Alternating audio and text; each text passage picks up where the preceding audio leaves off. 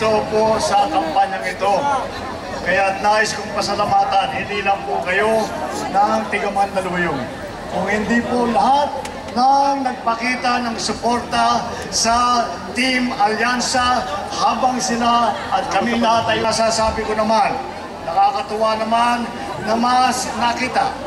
Kahit po ang init ng pagmamahal na nararamdaman namin sa aming pag-iikot, ay mula naman po sa umpisa, sinabi ko po, ang bagong Pilipinas ay isang pangakong ginagawa nating totoo na araw-araw. Ating inyong suporta ay ang aming inspirasyon.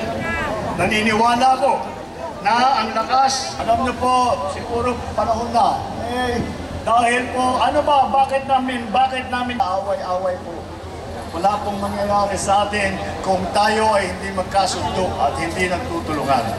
Kaya naman po ang ginawa po namin ay pinagkaisa namin ang lahat magaling na magiging senador para mas makikita natin patuloy ang ating progreso, patuloy ang ating pag-unlad, patuloy ang mapayapang Pilipinas, patuloy ang magandang takbo at kaunting ginhawa para sa ating mga kababayan.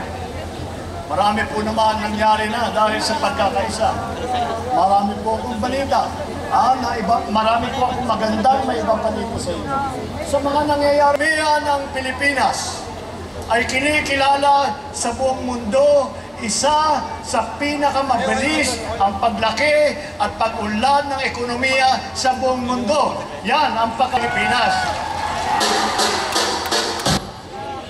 Sa Asia po, tayo ay BBM! BBM! BBM! BBM! BBM! BBM! Kaya po, mula sa 1.8% na yung 1.8% na inflation, ibig sabihin gaano kabilis ang pagtaas ng presyo ng mga bilihin ay ito ay bumaba pa sa Marso.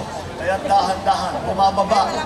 Ang bilang ay bumaba hanggang 3.8%.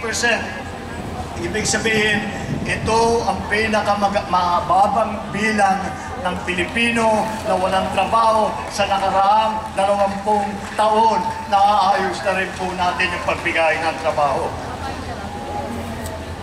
Patuloy po tayo pagbibigay ng mga pagkakataon 2022 hanggang sa katapusan ng 2024. Nakapagsagawa tayo ng higit 4,000 job fair at sa iba't ibang sulok sa bansa. Hindi lang po dito sa Maynila, hindi lang po sa malalaking lungsod, kung hindi po kung saan-saan lahat po ipinagkalat natin. Binibigyan po natin summer break para naman ang ating mga guro na napakasipag na po ay mabigyan naman ng kaunting bakasyon para makapagpahinga at para magpalakas muli para sa susunod na dialysis, dengue, asthma at iba pa. Mas malaki na po ang kokobera ng PhilHealth kesa sa dati. Serbisyo rin ang ating ipapalit sa ating mga kababayan. Hindi na ninyo kailangan magpunta sa mga malalaking ospital na kalayo-layo upang magpatingin at magpalaboratory. Sa mga lamang binuksan na tawag na libre na po ang check-up, libre na ang test. Sa ngayon, may 5 po tayong naghahanap. Hindi naman po tayo naghahanap ng gulo. Tayo naman, ay sumumpa po tayo. Kami lahat. Monster BT 1059. Pagtatanggol namin ang teritoryo ng Pilipinas, ang soberenya ng Pilipinas, ang karapatan ng Pilipino. Kaya po, kahit ang pangyayari, hindi po namin titigilan. Kaya po,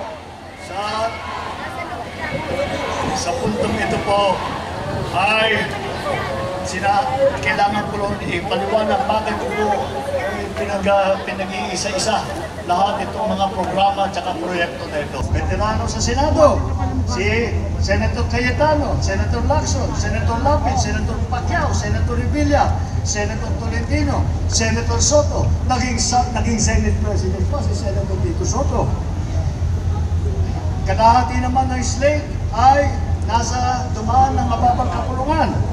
4 naman ang nagsilbi sa kabinete.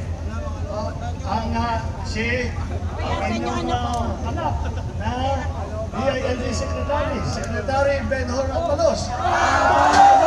kailangan. Kilala daw niya.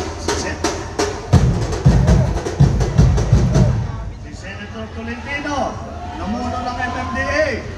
At binago po niya ang gawain ng MMDA, Metro Manila Development. Pipiliin po ninyo na iboboto ninyo ang alam ninyo ang makakatulong sa taong bayan. Ang magtutulungan sa lahat kahit na hindi ka partido sa politika. Tingnan ninyo, all the way Alyansa! All the way Alyansa! All the way Alyansa!